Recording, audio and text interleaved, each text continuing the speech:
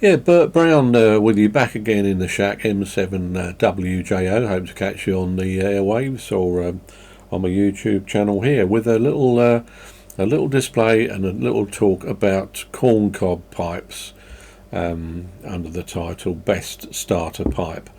Well, what are corn cob pipes and why do they make good starter pipes? Well, let's have a little look at this one for a start. This is about as basic as you can get. They're made primarily by a company called the Missouri Meerschaum company in the United States. They've been making them since 18 something, so a long time. They've made many of these pipes over the years. And the fashion on the pipe, the bowl is basically made from an ear of corn, and then a wooden piece of dowling here. It's usually a piece of some sort of fruit wood or whatever, is hammered into the bowl, and then the stem itself on the cheaper ones is just a plastic stem. So that's the most basic of corn cob. I believe this is the corn cob legend. I actually got this one through the in the post today. It was about £7, so they are very cheap indeed. Now, before I go on, I'll just mention that the subject of filters. I know some people do like filters, to put filters in the corn cob pipes, and I have found there are some which do claim to be to take a 6mm filter, but they don't in actual fact. So in my quest for looking for a filter that will fit just about any corn cob pipe, I'll show you what I tend to do. I recommend the Savinelli make these balsa wood filters. You can get these online or from your local bricks and mortar shop, and in my experience just about any stem, any plastic stem that fits the corn cob pipe works absolutely fine with those filters. So I've actually, for some time, I was wondering about the filtering. I believe they come, some of them, with a Medico filter in, which in the UK you can't actually get anymore. The American filter, and it's not available. So there's a little tip. Have a look at the Savinelli balsa wood filters if you want to filter your Missouri Meerschaum, your corn cob. As I've got a few more here to show you. This one was from they did an outlaw series. They each one had a different outlaw on it. So I think it was Jesse James. Again, they'll always have the Missouri Meerschaum and information on the back of the bowl there. And all kinds of shapes and sizes that you can find. Slightly more oval bowl there, and yeah, here we're coming on to what you can do in like customizing bowls as well. I've just rather clumsily just stained the shank on this on that one there, but that's quite a nice looking pipe. Now, the more expensive ones you'll find, I don't have. Well, here's an example.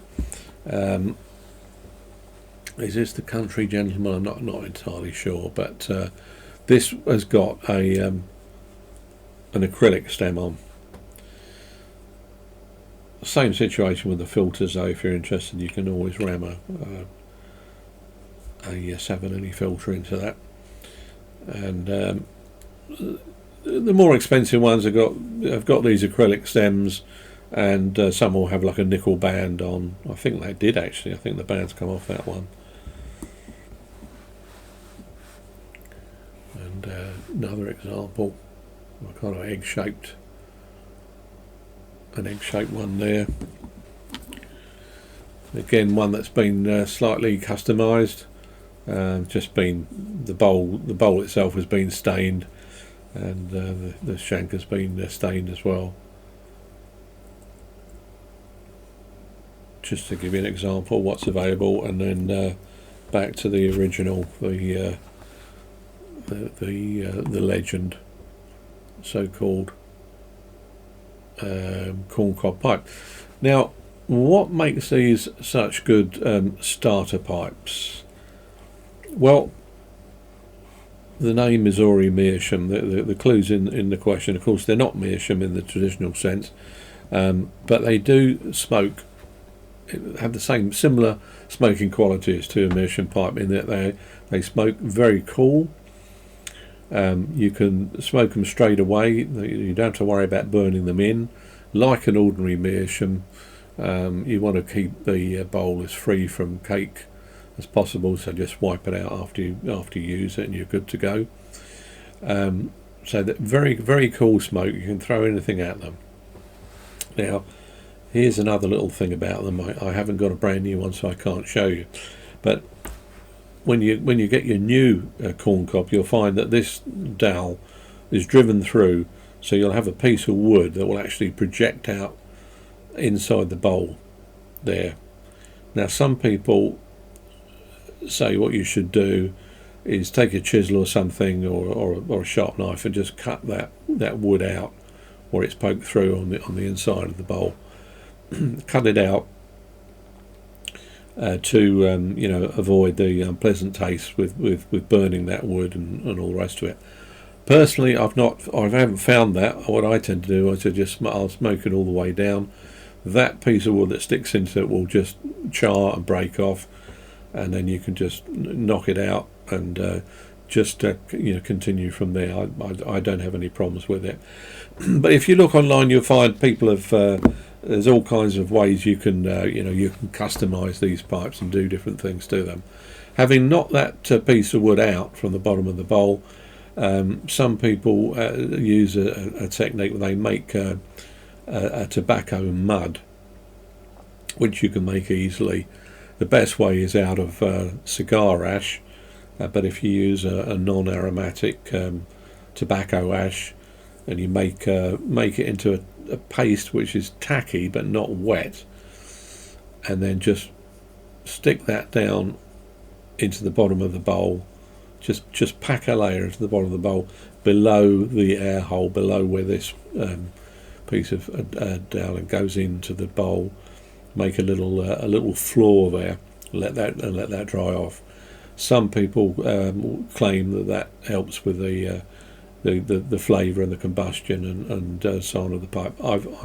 I haven't personally tried it, and I'm quite happy just to smoke them as they are, as they come fresh from new. But it's something you can try. Again, there's such cheap pipes. For a starter pipe, you really, if you make a mistake, you can't go wrong. But they are, again, fairly indestructible. They will take a lot of heat without any problem at all. They won't ghost, so a lot of people will use them as a pipe just if they're tasting a new tobacco. They'll try and they'll use a corn cob to do that. But I mean, it's just as good as your daily pipe, really. It's a good out and about pipe as well. As you know, I'm always looking for a dry, cool smoke and a budget pipe.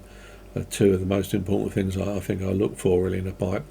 And the Missouri Meerschaum corn cobs, they absolutely meet that criteria. A lot of people overlook them because they think because they're so cheap and cheerful. And they've got this fairly primitive, rustic look about them. They're not going to win any beauty contests against your prize pipes, but they are, as functional pipes, very good, and they do smoke very well. So I would say don't overlook the humble corn cob pipe. You can pick up just about anywhere, and it's a very good starter pipe. One other little tip for the newbie pipe smoker: if you're going to get a corn cob, and you say, well, which one? There is a wide range of them. So, which one should I go for? I would suggest something like the Legend. Go for one that doesn't have a staining on the bowl. You'll find that some of them have been pre-stained. What they do is they'll treat the bowl with plaster of Paris, and I believe other agents, and then sort of varnish over it. That will give it a certain amount of heat insulation properties.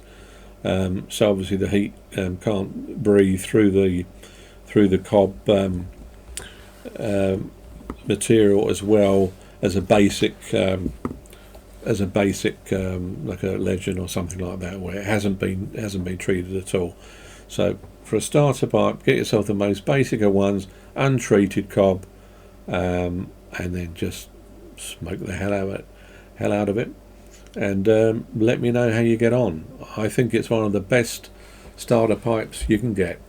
So that's the Missouri Meerschaum corn cob pipes. Very overlooked in my opinion. Humble pipe, reasonably priced, absolutely great smoker. I will be back in the shack over the next few days. I'm still wrestling with problems with my audio, and trying to make some videos when you can have a smoke along with me, and do some tobacco reviews and a few other things, all being well in the next couple of days. So there we are, the Corn Cob, best starter pipe. Let me know what you think. Hope you enjoyed that. Bert Brown, W7 Whiskey Juliet Oscar, back in the shack. Corn cobs. Keep it smoky. Be lucky.